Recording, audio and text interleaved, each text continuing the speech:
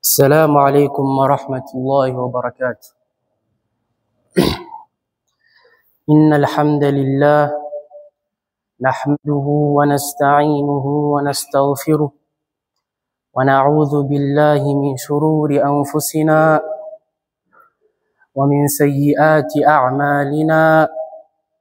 من يهده الله فلا مضل له ومن يضلل فلا هادي له.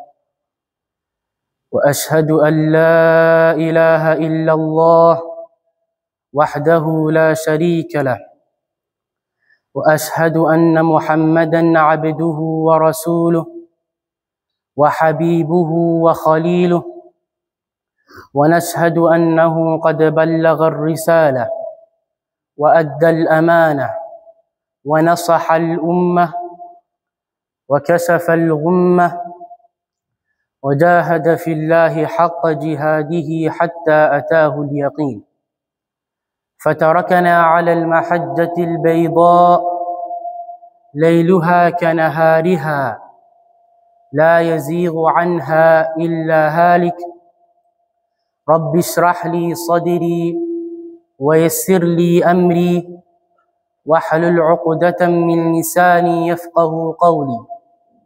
اللهم علمنا ما جهلنا وذكرنا ما نسينا برحمتك يا أرحم الراحمين. أما بعد. وإسلام بديكم حي الله سبحانه وتعالى نكم تكي رحمة أمان متموات محمد صلى الله عليه وسلم. وإسلام الله سبحانه وتعالى anasema katika suratu Yusuf, aya ya mwisho katika suratu Yusuf, baada ya kutaja kisa ya Yusuf alayhi salam na baada ya kutaja yaliyomo iliyopatikana baina Yusuf na ndugu zake na yaliyomo patikana baina ya ndugu zake Yusuf na Yaqub alayhi salam, Allah subhanahu wa ta'ala akasema laqad kana fi qasasihim ibratun liulil albab ما كان حديثا يفترى ولكن تصديق الذي بين يديه وتفصيل كل شيء وهدى ورحمة لقوم يؤمنون. الله سبحانه وتعالى أمسما لقد كان في قصصهم عبرة لأولي الألباب، حقيقة katika قصة za أنبياء والرسل، katika قصة يا آدم عليه السلام، نوح عليه السلام، هود، ثمود، أيوب، عيسى، موسى عليهم السلام، عبرة لأولي الألباب. Kuna mazingatio kwa wenye akili, si watu ambao hawajielewi ama si mtu ambaye hana akili, lakini ibratun li sahibil lub, ni kuna mazingatio kwa mwenye akili.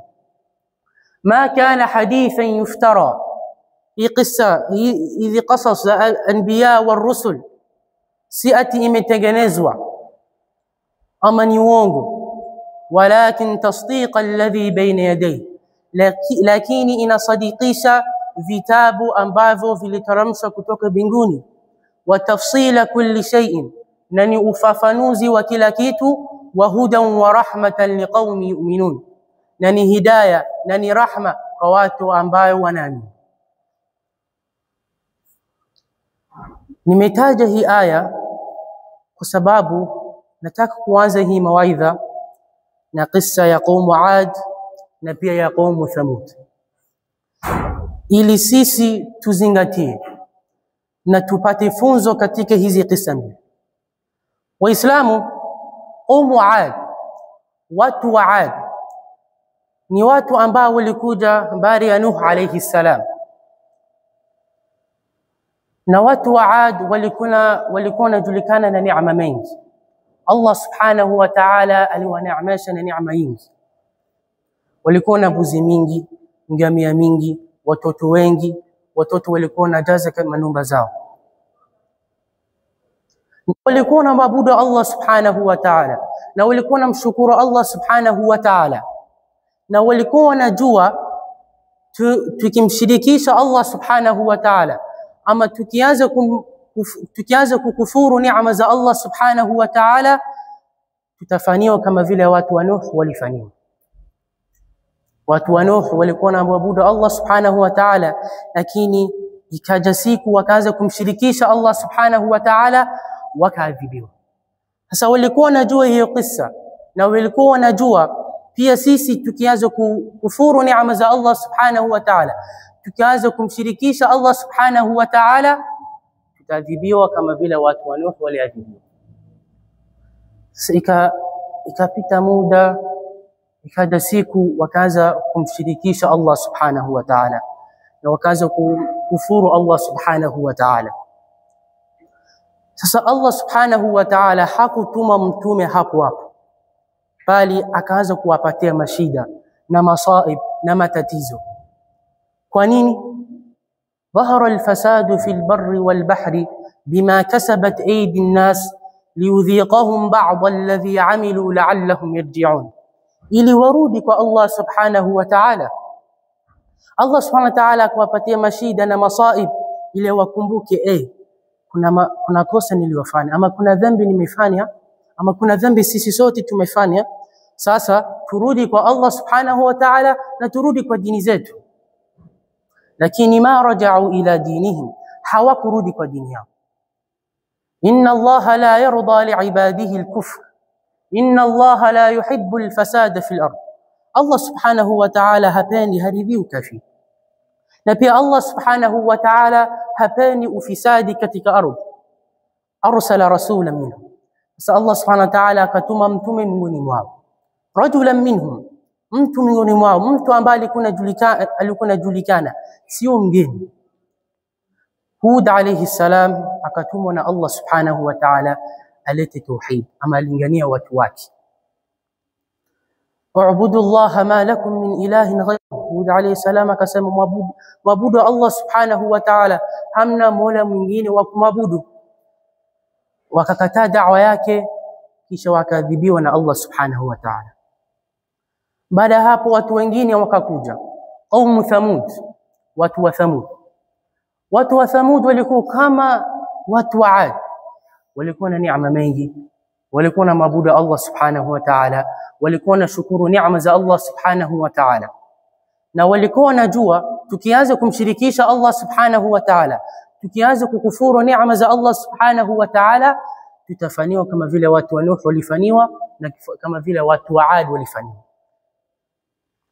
Ikapita muda, ikaja siku wakaanza kumshirikisha Allah subhanahu wa ta'ala, wakaanza kuabudu masanamu, wakaanza kuomba dua na haja zao kwa masanamu. Hasa Allah subhanahu wa ta'ala akaanza kuwapatia mashida na masaib na matatizo ili warudi kwake baadaye, ili wakumbuke tumefanya kosa, tumefanya dhambi, turudi kwa Allah subhanahu wa ta'ala, tuombe msamaha kwa Allah subhanahu wa ta'ala. Lakini ma raja'u ila dinihim, hawakurudi kwa dini yao. Arsala rasulan minhum, Allah subhanahu wa ta'ala akatuma mtu Salih alayhi salam. Salih alikuja na hiyo da'wa ya tauhid, u'budu Allah ma lakum min ilahin ghayru, maabudu Allah subhanahu wa ta'ala, hamna mola mwingine wa kumwabudu. Na Salih pia alikuwa sharif, alikuwa anaheshimiwa, na walikuwa nasema wakati alikuwa mdogo, sayakunu sha'nan fi mustaqbalihi, huyu atakuwa mtu katika future wake. Sasa wakati Salih akawa mtume wa Allah subhanahu wa ta'ala, na akaanza kulingania watu wake, akadharauliwa. Watu wakaanza kumdharau, watu wakaanza kurumia wazazi wao, wanasema amskini babake Salih, amskini mamake Salih, mtoto wake alikuwa anaheshimiwa, sasa ameleta kitu ujinga. Salih akaleta da'wa, wakakataa da'wa yake, Allah subhanahu wa ta'ala akawadhibu. Sasa waislamu, laqad kana fi qasasihim ibaratun liulil albab, tumepata funzo gani katika hizi kisa mbili? Funzo ni mingi, lakini moja ya hiyo funzo ambayo ni unwani ya mawaidha yetu ni yale yaliyopatikana baina wakati walianza kumshirikisha Allah subhanahu wa ta'ala na wakati mtume akatumwa, ama wakati mtu akatumwa na Allah subhanahu wa ta'ala. kati ya hizo wakati mbili wakaanza kupata shida na masaib na matatizo. Kwa nini? Kwa sababu wakaanza kumaasi Allah subhanahu wa ta'ala, wakaanza kukhalifu dini yao, dini ya Allah subhanahu wa ta'ala. Sasa Allah subhanahu wa ta'ala akawapatia mashida. Sasa pia katika umma ya Muhammad sallallahu alayhi wasallam, sisi tukianza kumaasi Allah subhanahu wa ta'ala, sisi tukianza kuacha dini yetu, sisi tukianza kutokufuata kitabu na sunna ya Mtume Muhammad sallallahu alaihi wasallam, na yani tukiacha dini ya Uislamu, tutapata shida na Allah subhanahu wa ta'ala, ama tutapata masaib na matatizo. Na pia individually, pia wewe mwenyewe ukianza kumaasi Allah subhanahu wa ta'ala, Allah subhanahu wa ta'ala atakupatia shida, ama pia atakupatia bala. Na hii iko wazi katika Qur'an. Allah subhanahu wa ta'ala anasema, wama asabakum min musibatin fabima kasabat aydikum wa ya'fu an kathir. Hampati musiba yote isipokuwa ni kwa ajili yale ambayo nyinyi mliofanya. Na katika sura Rum Allah subhanahu wa ta'ala anasema, dhahara alfasadu fil barri wal bahri bima kasabat aydi an-nas.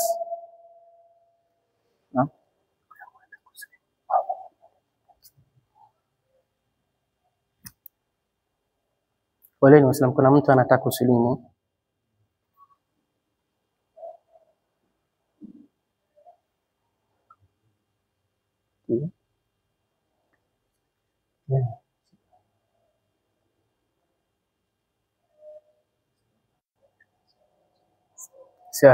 Sema baada ya mimi sasa. Ashhadu an la ilaha illa Allah wa ashhadu anna Muhammadan Rasul Allah. Nashuhudia hakuna mola apasaye kuabudiwa kwa haki isipokuwa Allah subhanahu Allah. Na nashuhudia hakika Muhammad ni mtume na ni mja wa Allah. Allahu akbar. Sasa ni Muislamu. Ungependa jina gani?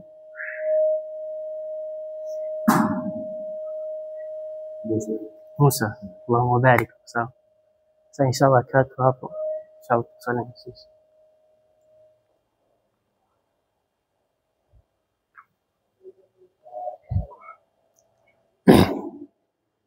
Allah subhanahu wa ta'ala anasema katika suratuhum, dhahara alfasadu fil barri wal bahri bima kasabat aydi an-nas liyudhiqahum ba'd alladhi 'amilu la'allahum yarji'un.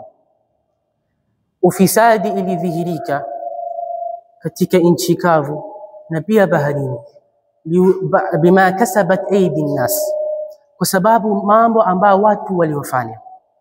Liudhiqahum ba'd alladhi 'amilu, ili waonje baadhi ya amal waliofanya. La'allahum yarji'un, ili warudi kwa Allah subhanahu wa ta'ala. Allah subhanahu wa ta'ala anatupatia hizi masaib na matatizo ili turudi kwake, tukumbuke kuna dhambi niliyofanya ama kuna kosa nilifanya, nirudi kwa Allah subhanahu wa ta'ala, nirudi kwa dini yake na niombe msamaha kwa Allah subhanahu wa ta'ala. Waislamu, na pia hiyo iko wazi katika sunna Mtume Muhammad sallallahu alaihi wasallam, ama katika ahadith za Mtume Muhammad sallallahu alaihi wasallam. Pindi tutakapoacha dini yetu, ama pindi tutakapoacha kitabu cha Allah na sunna Mtume Muhammad sallallahu alaihi wasallam, tutapotea, tutapata mashida.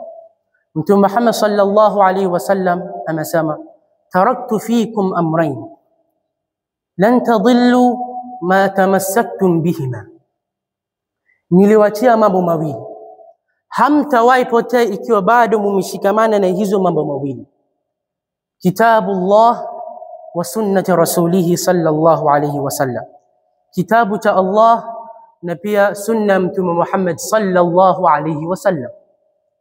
Na pindi tutakapoacha hizo mambo mawili, kitabu cha Allah na sunna Mtume Muhammad sallallahu alayhi wasallam, tutapotea na tutapata mashida katika umma Muhammad sallallahu alayhi wasallam. qad taraktum ala albayda laylaha kanahariha la yazighu anha ba'di illa halik. Mtume Muhammad sallallahu alaihi wasallam amesema, niliwaachia nyinyi kwa njia nyeupe. Lailuha kanahariha, usiku wake ni kama mchana wake. La yazighu anha ba'di illa halik, hakuna mtu ana deviate ama hakuna mtu anaachana na kitabu cha Allah na sunna Mtume Muhammad sallallahu alaihi wasallam, sikuwa atapotea ama atapata halak. Pia Imam Malik rahimahullah, Allah mrehemu, alitoa mfano mzuri. Alisema, as-sunnah safinatu Nuh, man rakibaha naja wa man takhallafa anha gharik. Sunna ya Mtume Muhammad sallallahu alayhi wasallam ni kama jahazi ya Nuh. Yule ambaye atapanda ameokoka, na yule ambaye ataachana naye ameghariki.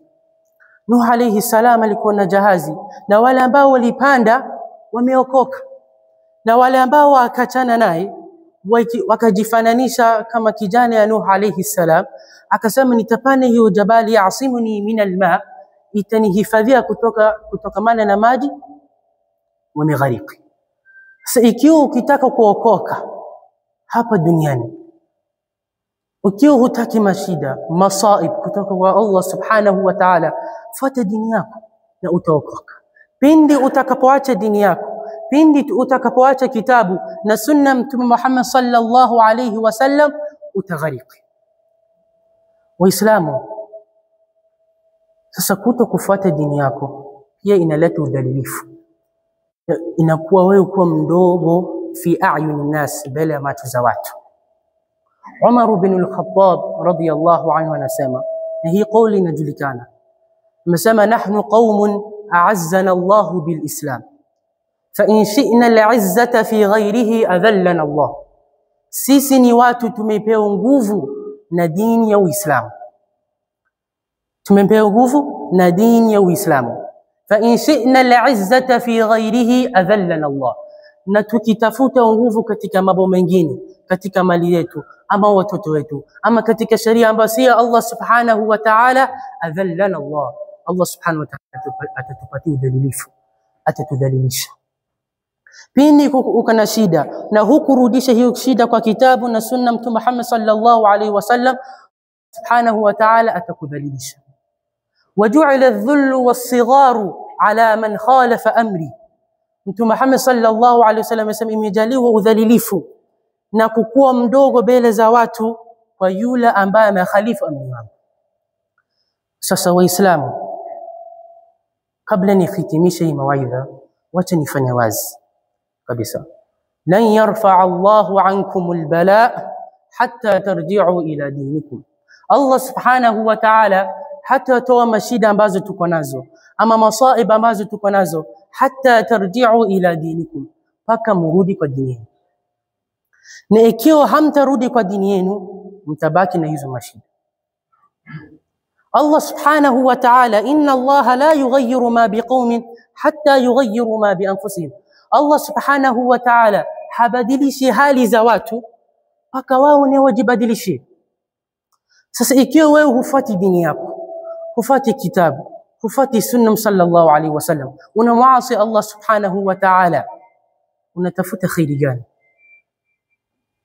Ikiwa wewe umeachana na dini wa Uislamu, الإسلام ni fadlu, dini ya Uislamu kuna fadila, ni neema kuwa Muislamu, ni sharaf, ni tukufu kuwa Muislamu.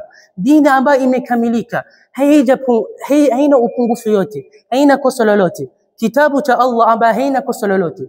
Sunna za Mtume Muhammad sallallahu alaihi wasallam ambazo imehifadhiwa.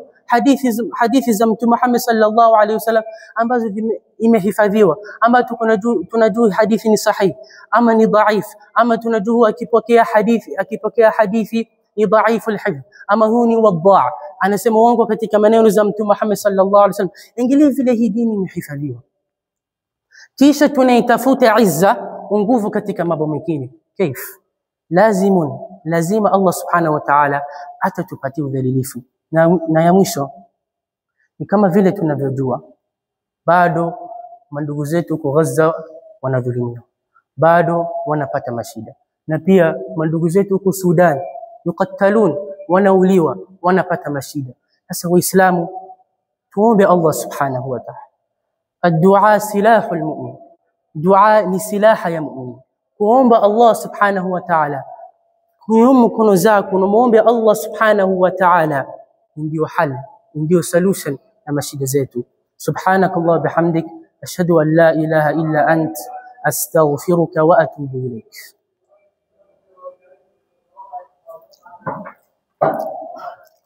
Assalamu alaykum wa rahmatullahi wa barakatuh.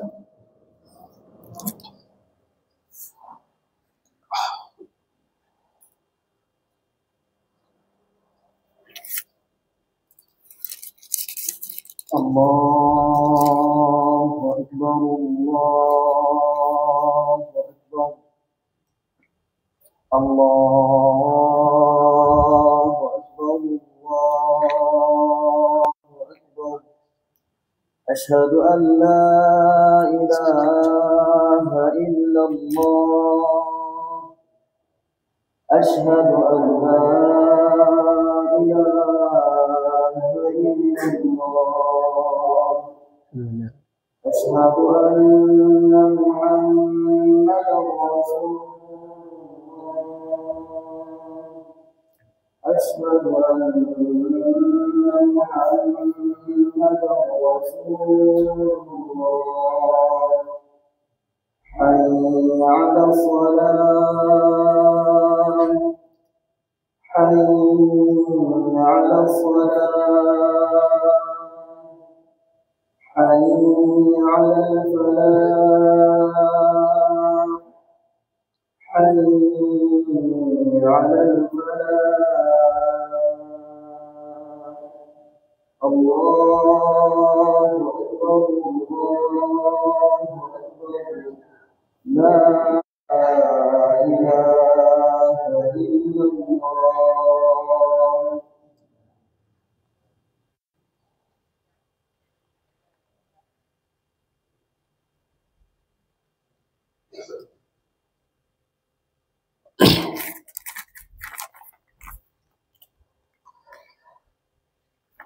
الحمد لله العلي الأعلى الذي خلق فسوى والذي قدر فهدى والذي أخرج المرعى فجعله غثاء أحوى نحمده حمدا كثيرا ونشكره شكرا مزيدا وأشهد أن لا إله إلا الله وحده لا شريك له خلق الأرض والسماوات العلى الرحمن على العرش استوى له ما في السماوات وما في الأرض وما بينهما وما تحت الثرى وإن تجهر بالقول فإنه يعلم السر وأخفى الله لا إله إلا هو له الأسماء الحسنى وأشهد أن محمدًا عبده ورسوله وصفيه وخليله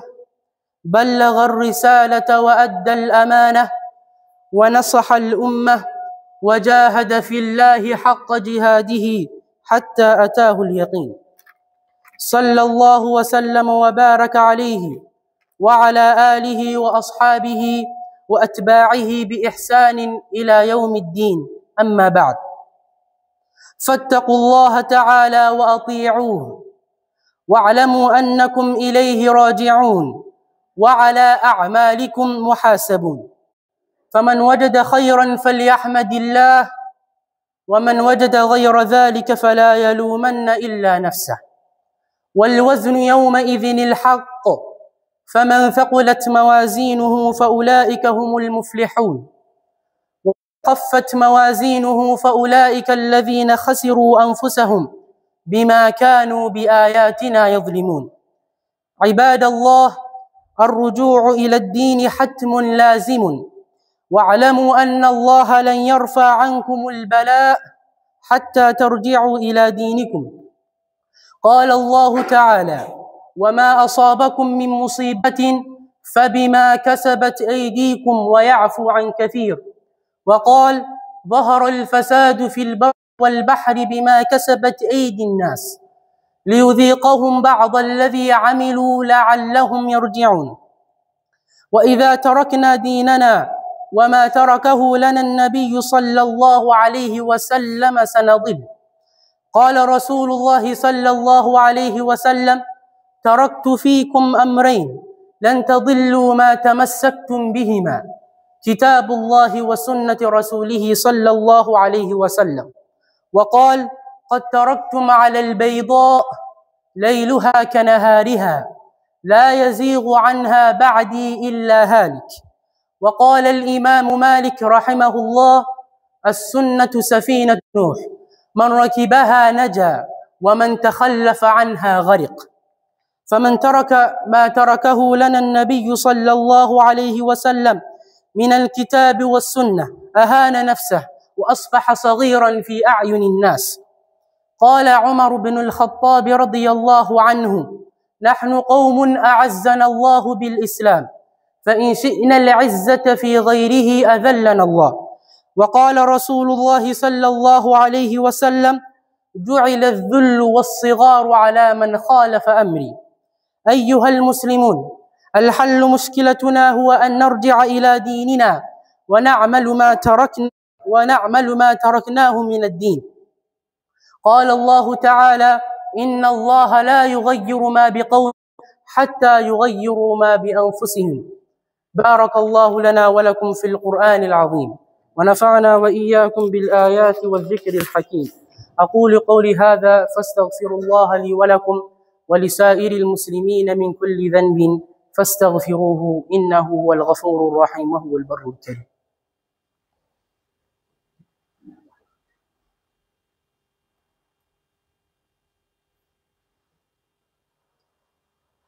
الحمد لله، الصلاة والسلام على أشرف الأنبياء والمرسلين نبينا محمد وعلى آله وأصحابه أجمعين ومن سن بسنته إلى يوم الدين. أما بعد، والله سبحانه وتعالى أمرنا بالصلاة والسلام على نبيه فقال عز وجل: إن الله وملائكته يصلون على النبي يا أيها الذين آمنوا صلوا عليه وسلموا تسليما.